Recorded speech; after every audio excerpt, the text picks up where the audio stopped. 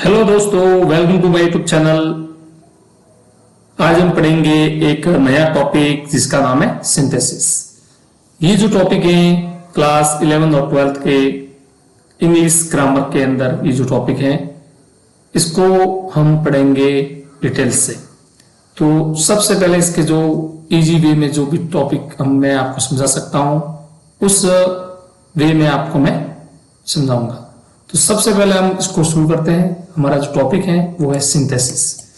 Synthesis का जो अर्थ होता है दो या दो से अधिक सिंपल सेंटेंस होते हैं, उनको जोड़ के एक नया सेंटेंस बनाना। क्या बनाना है? एक नया सेंटेंस बनाना है आपको। अब एग्जाम में सिंपल सेंटेंसेस से आपको सिंपल सेंटेंस बनाना होगा, कंपाउंड भी बनाना होगा एंड कॉम्प्लेक्स सेंटेंस भी बनाने होंगे। कहने का तात्पर्य है कि एग्जाम के अंदर सिंपल सेंटेंसेस दिए होंगे दो, और उनमें से आपको सेंटेंसेस तीन प्रकार से सेंटेंस आपको बनाने होंगे। तो इन तीन सेंटेंसों के बारे में हमें जानकारी होनी चाहिए। तो सिंथेसिस को समझने के लिए हमें तीन सेंटेंसेस को समझना होगा।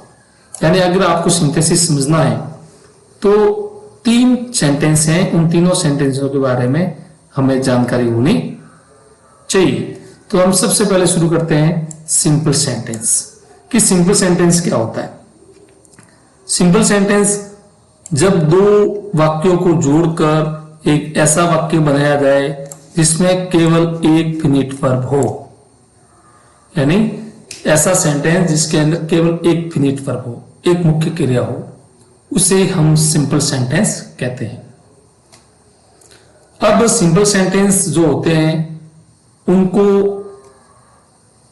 बनाने के कई तरीके हैं, जिसमें इसको पहला जो तरीका इसने बताया है बाय यूजिंग पार्टिसिपल्स। पार्टिसिपल्स का यूज करके भी हम इसका सेंटेंस बना सकते हैं जब एक काम के तुरंत बाद दूसरा काम हो। जैसे ये सेंटेंस दो दिए हुए हैं कि ही सा ए लॉयन, एक सेंटेंस है ही रैन अवे। अब ये दो सेंटेंस दिए हुए हैं, उन दोनों सेंटेंसों को ऐड करके हमें एक नया सेंटेंस बनाना है। तो हम क्या करेंगे, इसकी पार्टिसिपल लेंगे। जो वर्ब है फर्स्ट सेंटेंस के अंदर सा, इसकी पार्टिसिपल करेंगे। तो पार्टिसिपल दो प्रकार के होते हैं, एक वर्ब की थर्ड फॉर्म भी होती है और एक है वो आईएनजी वाली वर्ब भी होती है। तो हम सी की जो है वो सीइंग करेंगे, seeing a lion he ran away. इसके अंदर सब्जेक्ट एक ही, तो हमने एक सब्जेक्ट ही लिया, यहाँ पे हमें कॉमा लगानी है, यानी कि लॉयन को देखकर वह भाग गया। सेकंड जो इसका टाइप है वह है इंफिनिटिव का यूज करके। इंफिनिटिव का मतलब होता है टू प्लस वर्ब की फर्स्ट फॉर्म का यूज करके। इसका जो उद्देश्य होता है वो होता है उद्देश्य बताने के लिए।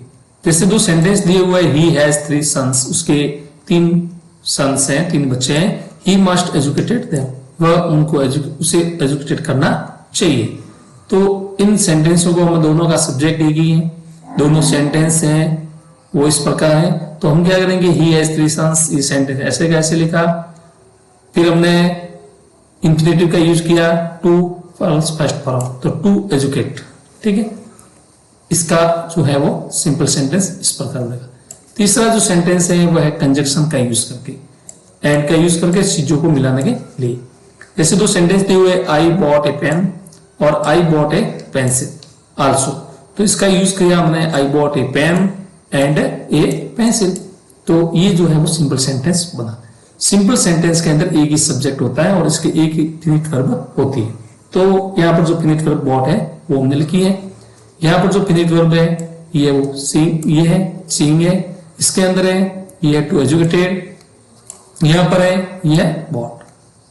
तो ये है वो सिंपल सेंटेंस। अब सेकंड सेंटेंस होता है वो होता है कंपाउंड सेंटेंस। कंपाउंड सेंटेंस होता है, क्या होता है इसकी डेफिनेशन, तो इसमें दो या दो से अधिक क्लोजेस होते हैं, यानी दो या दो से छोटे छोटे सेंटेंसेस होते हैं और प्रत्येक क्लोज में एक सब्जेक्ट होता है और एक फिनिट वर्ब होती है। इसमें वाक्य एक दूसरे के ऊपर डिपेंड नहीं होते। विशेष हमें यह रखना है कि इनके अंदर दो दो सेंटेंस दिए हुए होंगे, वो एक दूसरे के ऊपर डिपेंड नहीं होंगे। इसमें स्वतंत्र वाक्य यानी कि इंडिपेंडेंट क्लोजेस को कोऑर्डिनेट क्लोज कंजक्शन से जोड़ा जाता है। अब हमें यह ध्यान रखना है कि जो कोऑर्डिनेटिंग कंजक्शन होते हैं वो कौन कौन से होते हैं, उनको याद कैसे रखेंगे? तो जो एक फन बॉयज नाम से शॉर्ट फॉर्म बनाई है, जिसके अंदर जो शब्द है उनको हमें ध्यान रखना है कंजक्शन का। जैसे फॉर, एफ का मतलब, ए का मतलब एंड, एन का मतलब नॉर, बी का मतलब बट, ओ का मतलब और, वाई का मतलब यट और एस का मतलब सो। ये जिस सेंटेंस के अंदर देखे जाते हैं उन सेंटेंस को हम कंपाउंड सेंटेंस की श्रेणी में माना जाता है। अब इन सेंटेंस जो कंपाउंड सेंटेंस हैं, कोऑर्डिनेटेड कंजक्शन, उनको हमने अलग अलग सेंटेंस के अंदर बांटा है, अलग अलग भागों में बांटा है। तो पहला जो है वह है कुमुलेटिव, यानी कि जोड़ने वाले सेंटेंस, दो सेंटेंस को जोड़ने का काम करते हैं। तो इसके अंदर जो कंजक्शन है वह है and, as well as, both and. ये सेंटेंस होते हैं वो कंपाउंड सेंटेंस में होते हैं। तो इन सेंटेंसों का, इन कंजक्शन का जब यूज करेंगे हम, तो वो कंजक्शन, वो जो सेंटेंस होगा कंपाउंड सेंटेंस होगा। जैसे एक एग्जांपल दिया हुआ है कि he is a full, he is a nap, ये दो सेंटेंस दिए हुए। अब इन सेंटेंसों को ऐड करके हमारा कंपाउंड सेंटेंस बनाना है। तो हम क्या करेंगे, ही इज ए फुल, ठीक है, ही इज ए यहां तक भी है, ही इज ए यहां तक भी है, तो यहां हमने लिख दिया। फिर लिख दिया आपने एंड ए नैप, तो a full and A nap, ये हो गया। एंड का यूज किया हमने, कुमुलेटिव जो कंजक्शन है उसका, और ये वो कंपाउंड सेंटेंस बन गया है। नेक्स्ट है एडवर्सेटिव। एडवर्सेटिव का मतलब होता है जो एडवर्स करता है, जो विरोध करता है। तो विरोध बताने वाले जो कंजक्शन है वह है बट, यट, स्टिल और नेवरथेलेस। तो ये जो कंजक्शन है इनका यूज करेंगे, वो भी कंपाउंड सेंटेंस के अंदर करेंगे। जैसे ये सेंटेंस लिखा हुआ है कि he is poor, he is honest, ये सेंटेंस दिए हुए दो। अब इसको कंपाउंड सेंटेंस में बनाना है, तो हम लिखेंगे he is poor but honest. तो ये हो गया, यहाँ वो कंपाउंड सेंटेंस हो गया। थर्ड है अल्टरनेटिव सेंटेंस, यानी कि अल्टरनेटिव का मतलब होता है विकल्प वाले, आइदर और, नाइदर नॉर, और का यूज होता है। इसके अंदर भी दो सेंटेंस दिए हुए थे, कम इन एंड गो आउट। अब इसका कंपाउंड सेंटेंस हमें बनाना है। तो कंपाउंड सेंटेंस बनाने के लिए हम लिखेंगे आइदर, कम इन और गो आउट। तो इन जब कंजक्शन का यूज करते हैं, ये सभी कंजक्शन है वो कंपाउंड सेंटेंस के अंतर्गत आते हैं। कौन कौन से आते हैं? एक फन बॉयज वाले, फिर कम्युनिटिव वाले and, as well as, both and का use, but, yet, still, nevertheless, और है वो आइदर और एंड नाइदर नॉर। और ये जो कंजक्शन है वह है कंपाउंड सेंटेंस के अंदर आते हैं। अब लास्ट वाला है वह है कॉम्प्लेक्स सेंटेंस। कॉम्प्लेक्स सेंटेंस की डेफिनेशन है कि इसमें एक प्रिंसिपल क्लोज होता है और कम से कम एक सबऑर्डिनेट क्लोज होता है।